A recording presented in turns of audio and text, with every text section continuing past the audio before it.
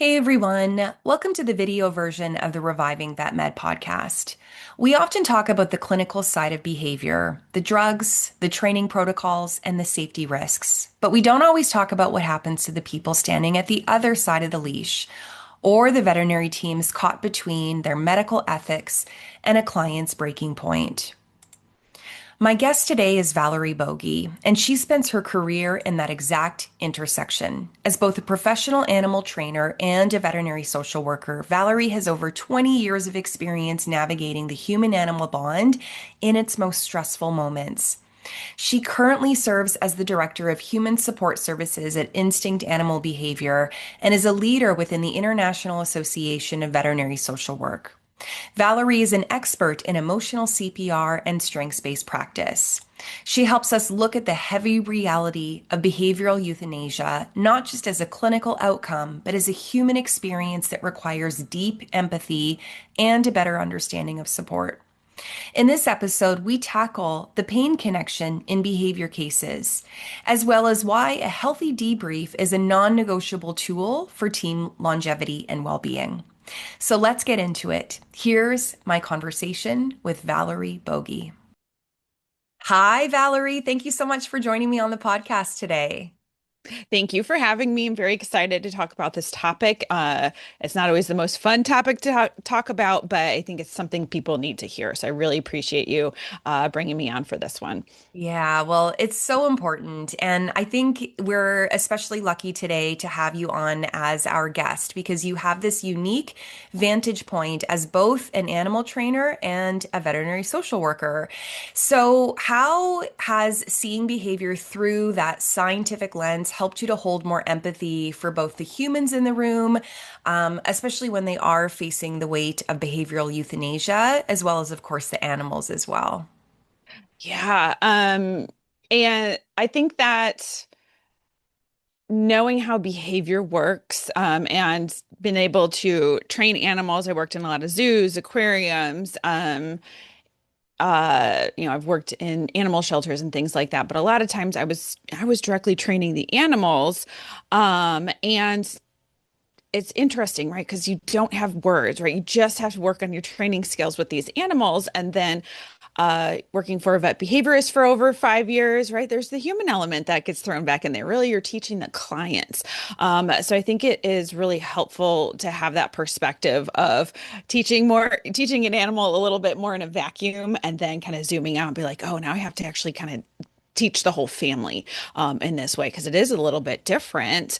And I think when I was going through my master's program in social work, I didn't really know what social work was very much before I started because I wanted to be a veterinary social worker because I knew that was going to be cool because being a veterinary social worker helps you help the people anywhere there's animals, and people caring for animals. And so that is veterinary professionals, pet professionals, it's the clients, it's people working in shelters. So all these different places.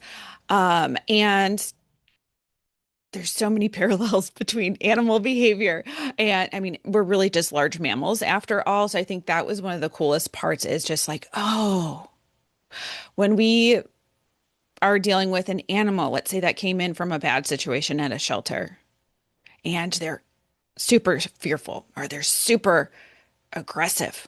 We think, oh, well, they came from a bad place. Oh, they probably had crappy genetics. The mothering, we don't even know if they had any mothering, right? So we know all of those underlying factors that are affecting that animal's behavior, and we cut them some slack. We do not always cut the same slack for the humans in the room. So I think that is really important because it's a lot easier because we have words as humans. We take them for granted, but there's so much that could still be going on underneath the surface when we are trying to help the humans that are bringing their animals to us. I think that is one of the biggest things that I have learned is it's all the same. And if someone is upset with you, whether it is a coworker or a client, it's probably not just you. Simon Sinek, who's a really great speaker, he has a sentiment he shares, and he says, if it's above a five on a 1 to 10 scale of being upset, if it's above a five, it's not about you, right? We know that there's some other things going on. And just like Animals can go through trigger stacking where there's just too many things kind of piling up and then they get into that flight or fight state. We do it too, right? So I think it's just, especially when we're working with our veterinary professionals that know animal behavior, they know the ins and outs of uh, veterinary medicine, those little reminders to say, oh, yeah, you know a lot more about the human animal in the room than you're probably giving yourself credit for.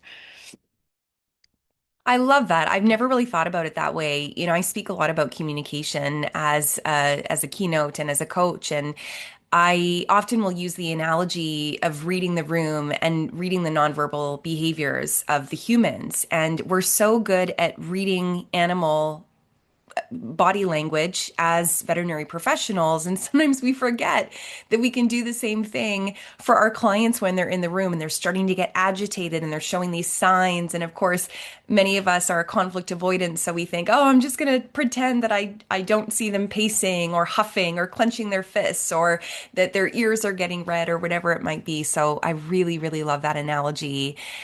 I want to acknowledge the fact that in your line of work that there are some really hard circumstances that you have to deal with from time to time. So you work with families who invest a tremendous amount in their animals emotionally, financially, and so on. And then sadly, they reach the point of euthanasia. And I'm wondering what advice you would give to veterinary teams to better recognize this invisible labor and to validate the client's decision rather than inadvertently adding to guilt, which is, I know that something that often will happen with us as veterinary professionals. Yes, I really appreciate that question. I actually recently have done some research on the guilt that dog owners that have dogs with behavior challenges go through. So the quantitative half has been submitted for publishing. The second half we're working on is the qualitative part because we had three beautiful questions. And one of them was about what do I want the veterinarians and the other pet professionals to know about people that have dogs with behavior challenges. So I feel like we'll be able to write a book just on the answers. And we had over 560 people respond to that online survey. So we have so much great data. And one of the primary things that we were studying in that survey was guilt. And people always feel like they're not doing enough. Always. And I think one of the other things that is a huge misconception about behavioral euthanasia is that it's a convenience euthanasia. I do support our clients within Insight Animal Behavior Services, but I also support clients around the world. I have yet to meet a person or a family that has not tried everything within their means to try to help their pets and to try to keep their pets' quality of life and their family's quality of life as best as they could. So I have yet to encounter a behavioral euthanasia that is a convenience euthanasia. So I think that is a huge misconception that I would love to just squash as quickly as we can. I think the other thing that's important to think about is how we talk about behavioral euthanasia. One of my colleagues, Dr. Lisa Radassa, who is an amazing veterinary behaviorist, also the president of the American College of Veterinary Behavior, did a fantastic podcast with Dr. Andy Rourke. And one of the first things she said was, we need to stop calling it behavioral euthanasia. And that just blew my mind. I was like, wait, what? That's just what we call it. But when you break it down, she talks about how, well, when we euthanize for cancer, do we call it a cancer euthanasia? When we euthanize for old age, do we call it an old age euthanasia or a hit by car euthanasia? Right. So we don't have the qualifier before the word euthanasia. We might say, oh, I had to euthanize because they were old or because the cancer got really bad. Right. So in a space where the euthanasia is already hard enough and then behavioral euthanasia has more stigma attached to it. Now we're just going to label it as such. Is kind of backwards. I really liked that approach to say, can we just call it euthanasia for behavioral reasons? And again, I know when we're writing things down, typing things out clinic wise, put PE, put behavioral euthanasia, but I think it's really important how we're talking to the clients about that process and that decision making, to really be able to call it just euthanasia, right? The ability to be able to recognize that the mental health struggles are just as important for our animals as the physical health struggles. And just because they look healthy does not mean that their day-to-day life is healthy or that the family's life is healthy. Because we're just seeing, when you think about how many vet visits an average, healthy animal goes to, maybe two for vaccines and blood work per year, that's what, 30 to 60 minutes out of 365 days. You are seeing, like, I'm horrible at math, but like zero point 0.1 whatever percentage, right, of that animal's life. We never know exactly what the home life looks like for these humans and these animals. I think we just have to kind of give them credit where credit is due. And also really try to assume positive intent in those situations where we have to assume that they have tried everything. The good news is that there are surveys that you can give your clients if you are so inclined. So Dr. Mary Beth Spitznagel has been really one of the first ones that started measuring caregiver burden in pet owners. And so she took a survey that was originally created for humans that were caretaking for a loved one that had dementia.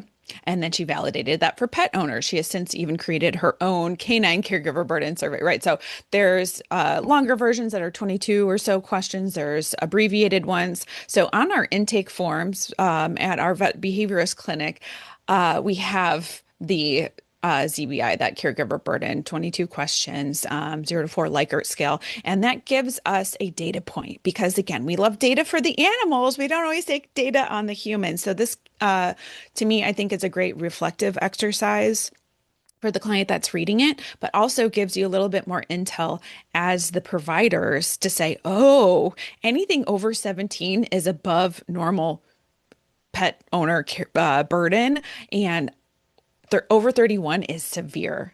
And I've worked with clients in the 50s and 60s. And so that is like they are at the end of their line, right? And so you kind of have to have that in perspective where you might come in and say, here's the gold star standard, what I'd love to do, and all of these diagnostics and this med trial and this diagnostic test.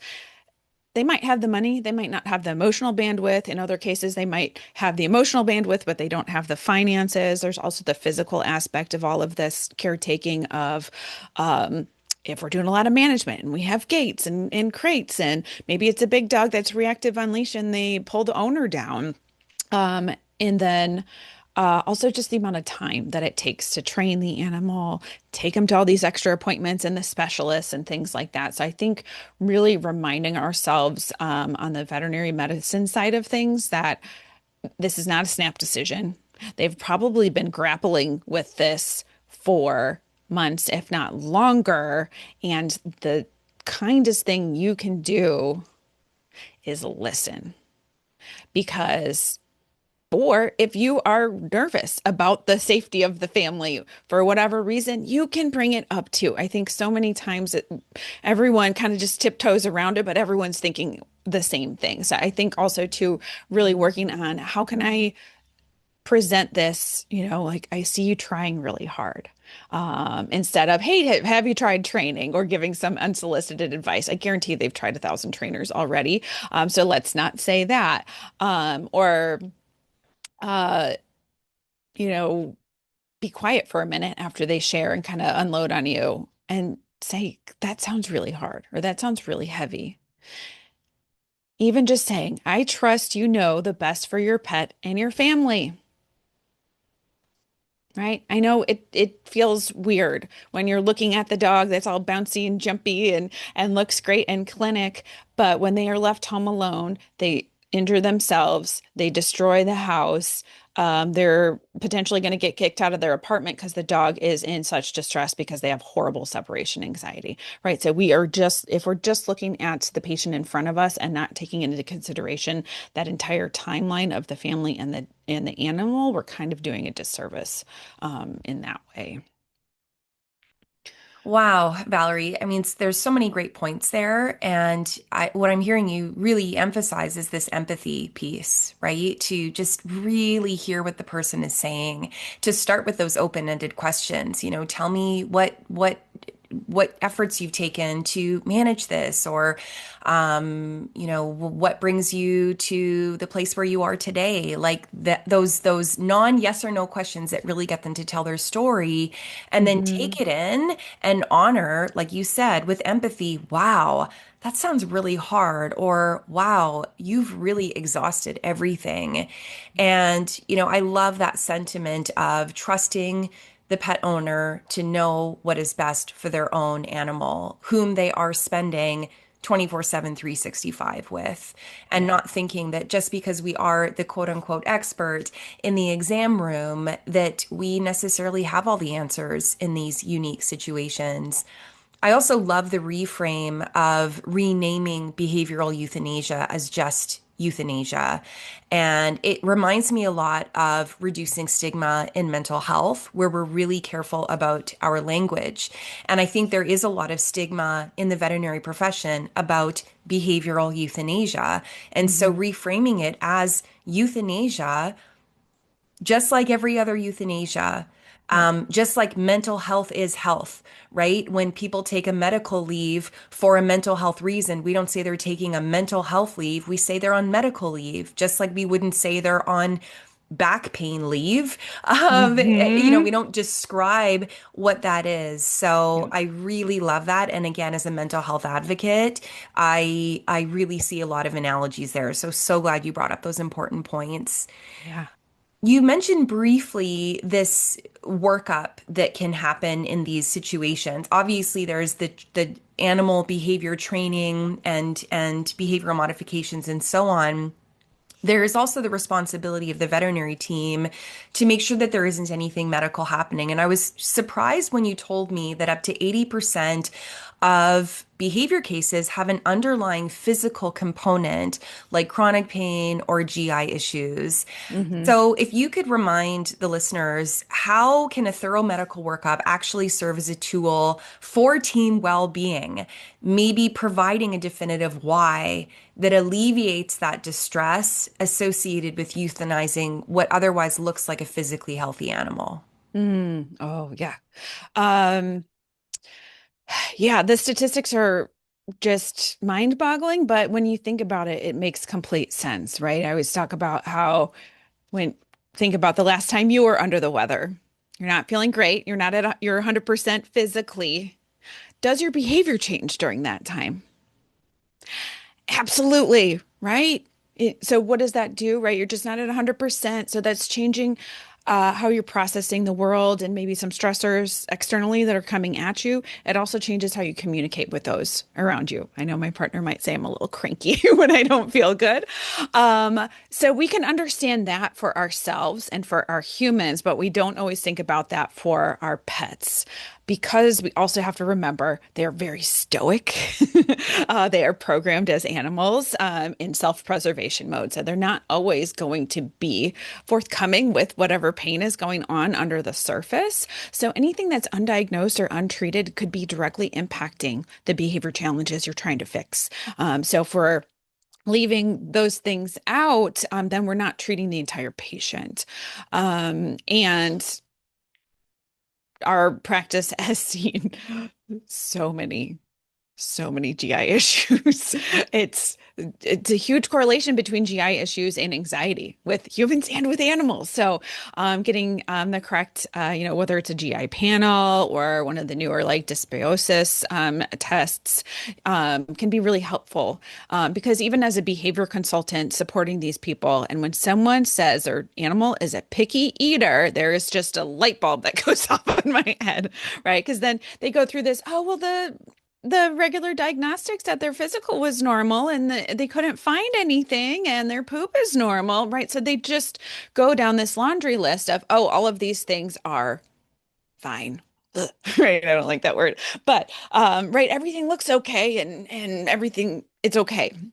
And so what that does sometimes is then put the kibosh on anything where we might say as a vet behaviorist practice, can you go get this additional diagnostic test? No, everything's fine. Well, it's not because your pet still isn't, after trying multiple foods, they're not eating regularly, right? We've tried to assess if there, if there's separation challenges or other, resource guarding and things like that. We're looking behaviorally, like what could be contributing to the eating issue, right? And so yes, we can jump through all these hoops, or we could just do the test and know exactly, right, to try to pinpoint some of these things.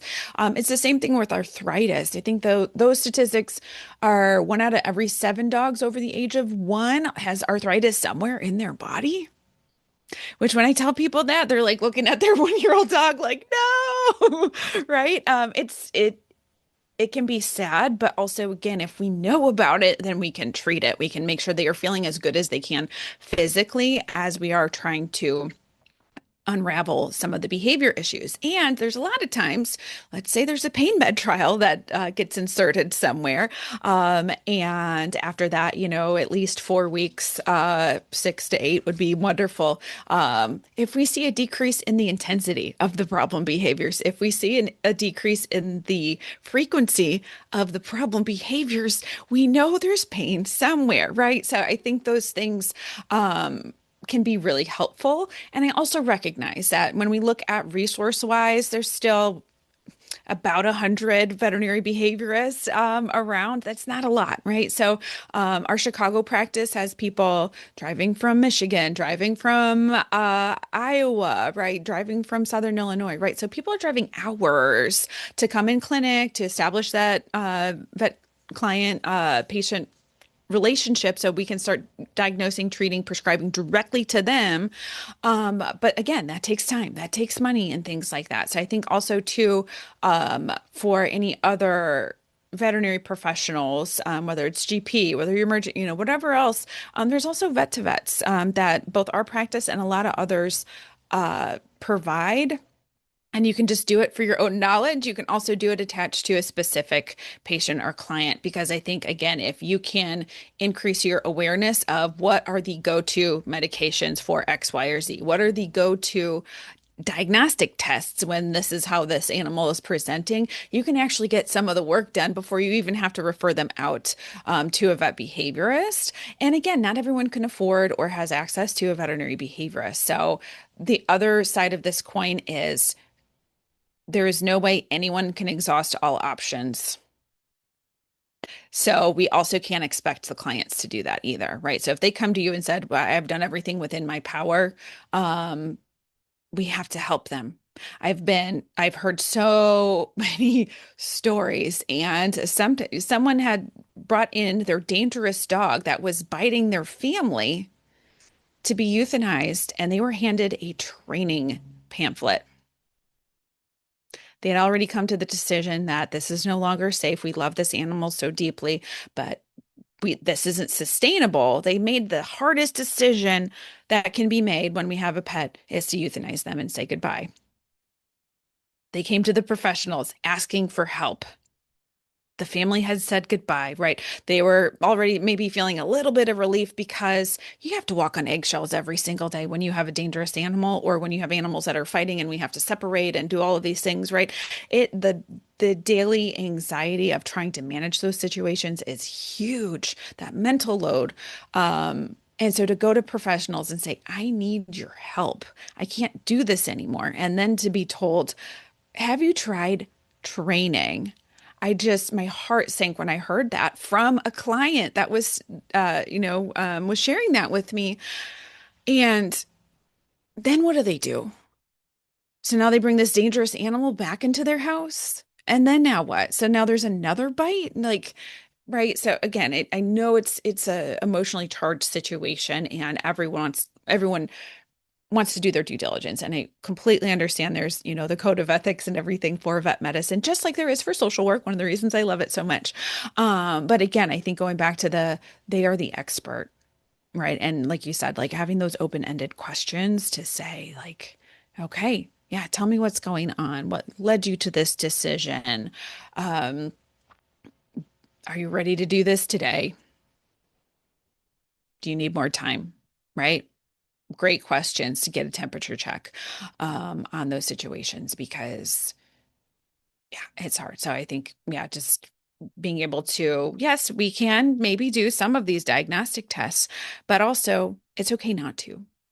And really, unless we have done every diagnostic test on the planet, how can we confirm it's even just a euthanasia for behavior in the first place? Because if we can't rule out every possible physical issue that could be going on or diagnosis, we can never say with certainty it was 100% euthanasia for behavior, right? So again, it's like it's a slippery slope, right? As we're diving into it. So I'd love to hear some of your thoughts about that, like as far as like on the veterinary professional side, have you encountered cases like that or worked with teams that have kind of got into this situation where it's we want to help this family, but we feel bad for the animal. Have they tried everything? Like, I would love to hear a little bit more about that. Well, absolutely. I mean, my scope of practice is primarily emergency and critical care. So certainly in the ICU on the critical care side, it's not something that we would typically manage unless there happened to be a dog with significant behavioral issues that found themselves in the ICU, which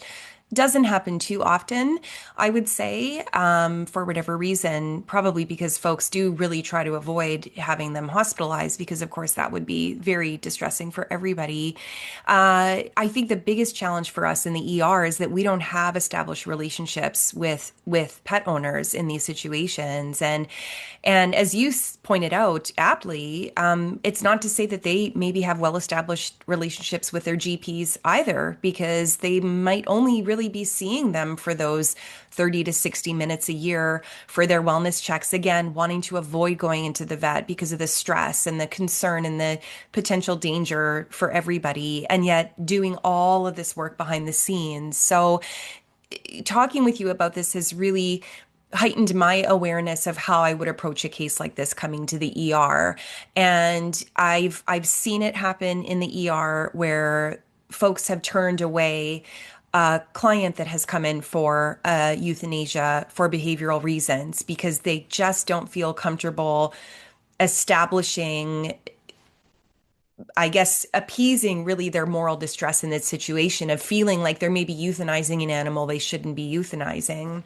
And Mhm. I'm really going to, refer them to your work and everything that you've shared with me to really emphasize that if a person finds themselves in the ER in an unfamiliar environment, with an unfamiliar veterinary team, desperate to relieve what they perceive to be their pet suffering or to put their family out of danger or whatever it is, I think we have to hold space for that individual and really make a concerted effort to acknowledge what their experience is and to find a way to appease our potential distress in that moment and really hold space for that owner's distress. Because as you said, none of these decisions are made lightly. Mm-mm. And I guess, Valerie, that brings me to one of the questions I want to ask you with your social work lens on, because I know in social work, you look at the person in environment.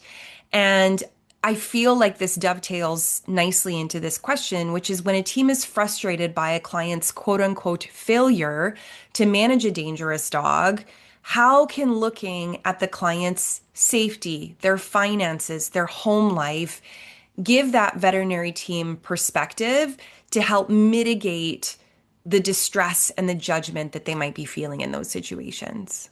Yeah. I usually talk about, right, when we're animal professionals, we are looking at the animal-centered approach, right? We are giving dignity and worth to the animal. And, we're trying to use fear-free techniques and doing all these great things for the animal, recognizing that they're unique individuals, right? And that's exactly what person-centered or person in an environment really is talking about in the same exact way. So again, that same kind of parallel of we never know what's kind of going on underneath the surface with the humans just as much as the animals. And I think just drawing that parallel there is really helpful. And I think people get confused sometimes or have big feelings about being able to give someone dignity and respect versus agreeing with them. Those are two different things. You can still respect someone else's perspective, that they have a different lived experience than you. You can say that they are a human that is worthy of dignity, but you don't always have to agree with them 100% of the time. So I think that sometimes it's hard for some people where they're like, oh, I got to tell them what's right or wrong. No, no, they deserve to speak. They deserve to have dignity and respect, regardless of if we are agreeing with them 100% or not.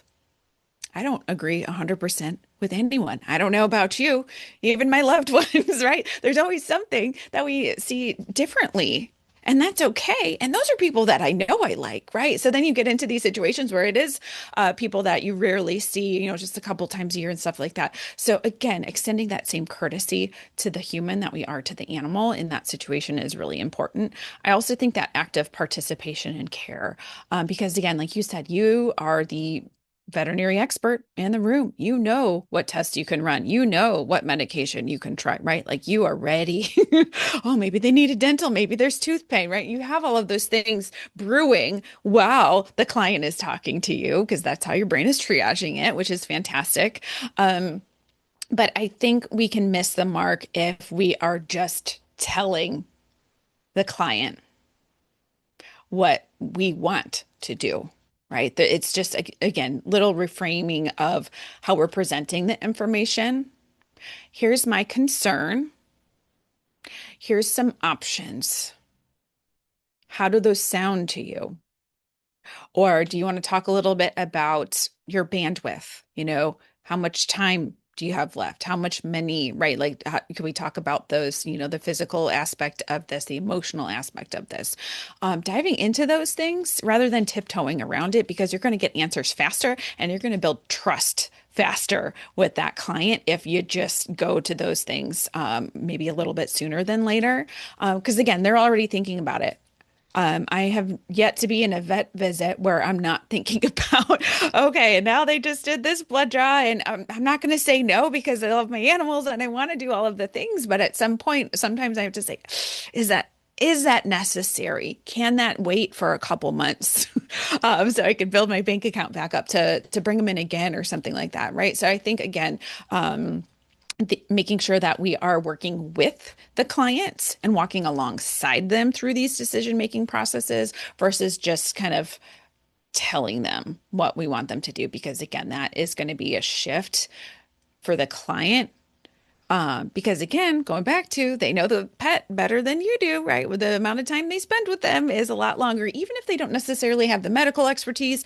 Maybe they don't even have the verbiage to describe some of the body language that they're seeing, but they know who's stressed out in the household. They know what some of those triggers are, right? So I think thinking about it that way too. And again, just knowing that they're a unique individual, right? So maybe earlier in the day, you had a couple really hard cases or easy case, maybe it was your favorite client or one that kind of rubbed you the wrong way earlier in the day. You have to show up to every client with a clean slate, right? Because every client is a unique individual. They have their own lived experiences. And I think that's something that plays a huge factor in our decision making for our animals. Um, Someone might be delaying their euthanasia for a pet for any reason. Maybe they have some attachment issues that go back to their childhood. Maybe they've had traumatic losses of humans or other animals in their life, so they're delaying it. We can dive into the if there's any domestic issues or violence in the home.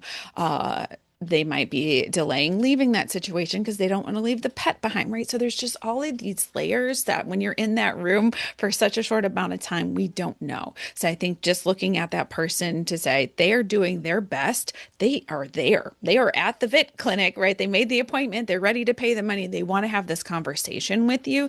They are asking for help. And I think just reminding yourself that the person in the room is just as, if not more important than the pet, because that person is the one that can verbalize these things and they're the ultimate decision maker in those situations. I think just those are some of the reminders I would share about that.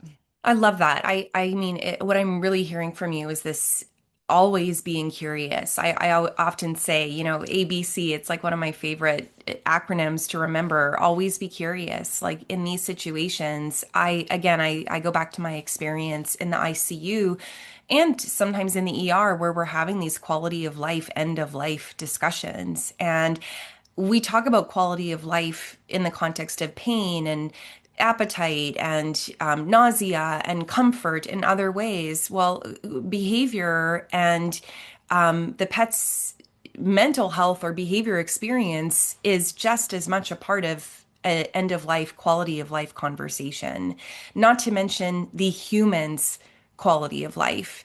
And so I'm hearing questions in my mind that I often ask to my critically ill patients or other patients coming into the ER, which is how much more are you willing to do for the sake of getting more time? Mm, What and in this situation, what sort of risks are we willing to take if there's young children in the home or if there's mhm. elderly folks that might be a little bit more frail and not able to have as much reflexes to protect themselves in the event that there might be a dangerous pet in the home. So many great things to think about. And I'm just so grateful for your lens and your perspective in that area. I know that you're also a very strong advocate for utilizing resources in these situations, things that bring people together, like peer support groups or other like-minded support groups.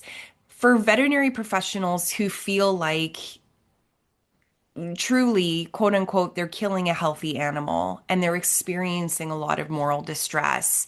How can connecting with some of these communities change their perspective on what compassionate care really looks like in these behavior cases? Mm.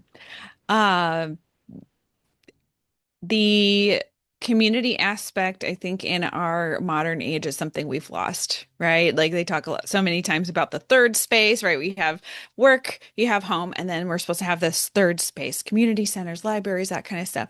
A lot of that has gone away. And so our opportunities just to connect with other humans is already much more restricted than it used to be. So I think being able to actively seek out some of those opportunities, and you would be surprised how much community you can build in a virtual space, right? Because I think, yes, obviously in person is great, but with some of the support groups that I lead through Insight, they are open to anyone worldwide. And there are many times I have people in every time zone in the United States, sometimes coming in from other countries as well. And the ability to speak freely to people that have some semblance of understanding of what it's like to live with an animal with behavior issues is huge. The gratitude people feel, the ability to not feel so isolated, right? Like if you don't have anyone in your direct circles that has that experience or has had an animal with behavior issues, you might not have anyone to talk to. So be able to show up to a virtual space with strangers and then be able to talk about it can be really therapeutic and helpful. And I'm not a therapist, so they're not therapy groups, right? They're peer support. Um, and so I'm not, and I think it's important to, I do a lot of like just open sharing, right? People come and click, yes, I want to join this meeting for a reason. So we do introductions, we let them share whatever they want to share. And it's not a space for giving advice and things like that. So I think for the veterinary professionals, there are some opportunities for support within the veterinary community, obviously NAMV, obviously Veterinary Hope Foundation also has some group work and things like that, because I think those are spaces where you can work with your peers through some of those things. I also offer debriefs and one-on-one coaching sessions for veterinary professionals as well.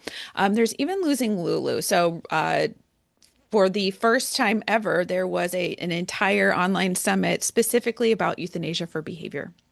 It's created by Sue Alexander, amazing Canadian human who is also from the dog training world, and then had been supporting others through these decisions for behavioral reasons, and had a close friend that had to make the decision, and she has since also had to make some decisions for her own pets.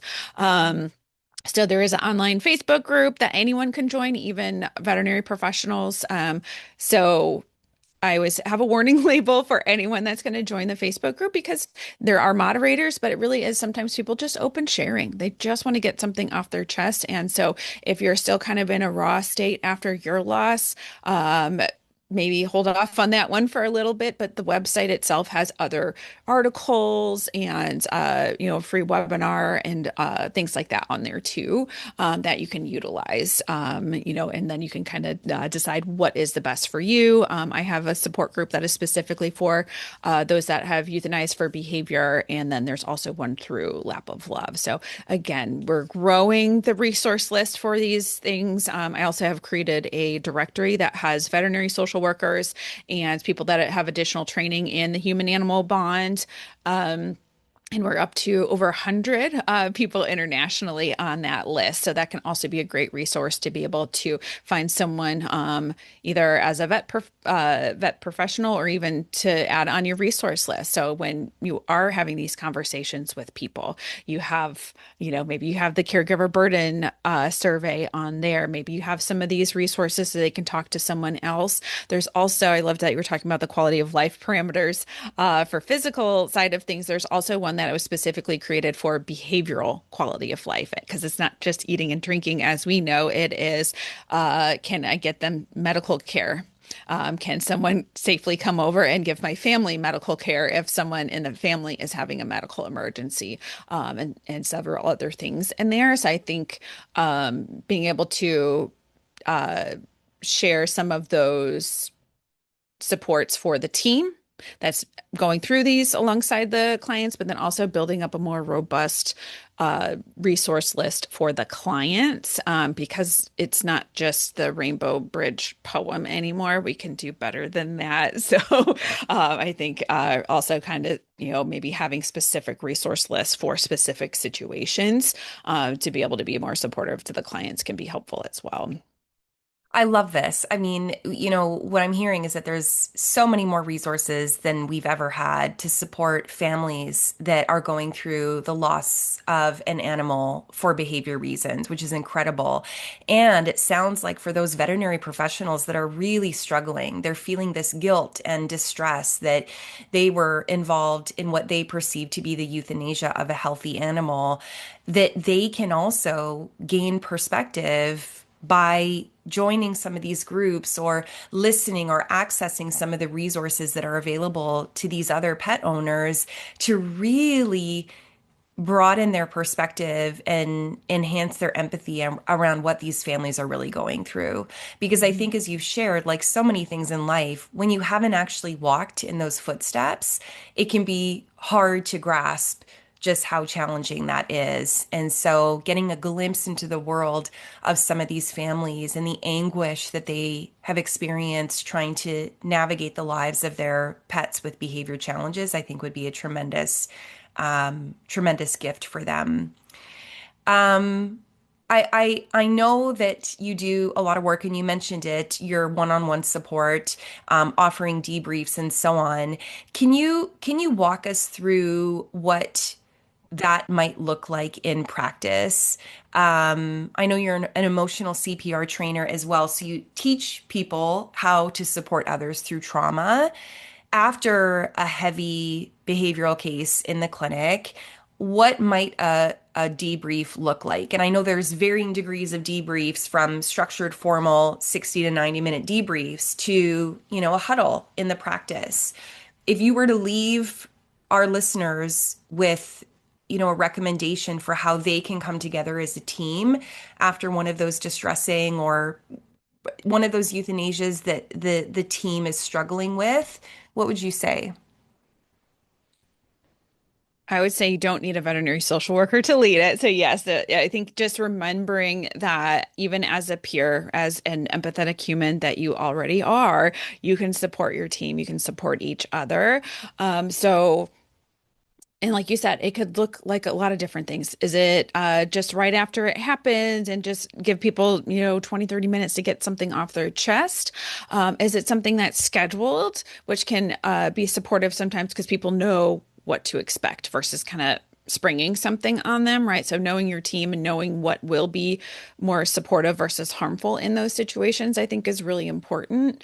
And with emotional CPR, we're really focusing on connection, which is active listening, which we're not really good at pre-programmed. So we have to learn that skill. And that's really listening intentionally and not coming back with questions and, oh, well, then what happened? Or what was that? Or what color shirt were they wearing? Right. Like we're not asking additional questions. We're letting whoever is sharing share what they want to from their story. Especially in these situations, it's already completed, right? We have already said goodbye, whether it was traumatic for the team because the animal appeared healthy and we don't realize the fear or the anxiety or the reactivity or aggression, or maybe the euthanasia just didn't go as planned, right? And it was that part of it was traumatic as well.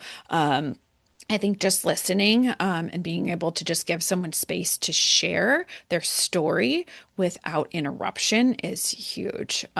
Because again, self-proclaimed fixer over here. That's before I was introduced to emotional CPR. That was me, right? You're telling me this story, and I'm like, I'm there, I'm with you. And in my head, I'm already like, I got a 3-step plan that I'm going to help you with. I'm just waiting for my time for you to ask me for help. And maybe you never do. And then I just share it anyways. And now we're in this unsolicited advice situation. And I've broken a little bit of trust because now the person that was talking was, oh, I didn't actually want your advice. I just wanted to talk.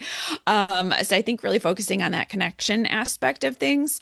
The P is for empowerment, and that can be as simple as how have we gotten through something hard before as a team? What did we do to support each other? What did we do to support that client? Oh yeah, I remember we sent them flowers. Oh, I remember we called them, an extra time that week just to check in on them. Oh, I remember yeah, we all took a walk outside together at lunchtime, right? Something like that. Like what could we do to build some restoration into that because that last piece of ECPR is revitalization. And that is, again, we're not toxic positivity, everything is sunshine and rainbows and fix necessarily, but feeling a little bit more calm, maybe feeling a little bit better just because you got to get your feelings out. You were able to process with others that were in that room or in that space with you, I think is really important. So I think my take home message is don't overcomplicate it, right? In the same way that we were talking about, don't tiptoe around the euthanasia for behavior conversation with the clients. Also, do not tiptoe around the fact that you can see your team is struggling and can we just do a timeout and reconvene and say, how can we help? What can we do to support you all right now? What do you need? And someone might say, I need an extra break today. Great. Got you. All right. I need, can I talk to you, after this next appointment together? Great. And then someone else might say, can we talk as a team at the end of our shift? Perfect. Right. Boom, boom, boom. Right. Because if we're not asking people what they need, we can't meet those needs, right? So I think, again, in the same way we're trying to give some agency to the clients, we got to give that same agency to our teams as well. I love that. I always say that humans have an innate desire and need to just feel seen and heard. So a debrief really offers that. And so emotional CPR, you mentioned connection, empowerment, and revitalization. So great takeaways to finish off with. I'm going to ask you just one more question that we ask all of our guests on the podcast, Valerie, and that is, what does the phrase reviving veterinary medicine mean to you? Reviving veterinary medicine is caring for the people as deeply as we care for the animals. That includes caring for the clients, that it includes caring for each other as professionals, and most importantly, yourself. You have to make sure that you're putting yourself in there. And taking accountability for your own self-care, but also making sure that you're keeping an eye out on your team, on the clients, because again, I don't meet many people that say they got into vet medicine for the people, but it's mostly people, right? So I think once you have that recognition and recognize that by caring for the humans, you are providing excellent animal care in all of those situations. And that to me can really elevate and help revive veterinary medicine. I love that. What a beautiful way to end. And we will link up to all of those resources that you mentioned as well. So we'll direct folks to the show notes to review those. Thank you so much for your time and your wisdom and all of your expertise, Valerie. It's just been a great pleasure speaking with you today. Yes, thank you so much for having me, Marie. I really appreciate it.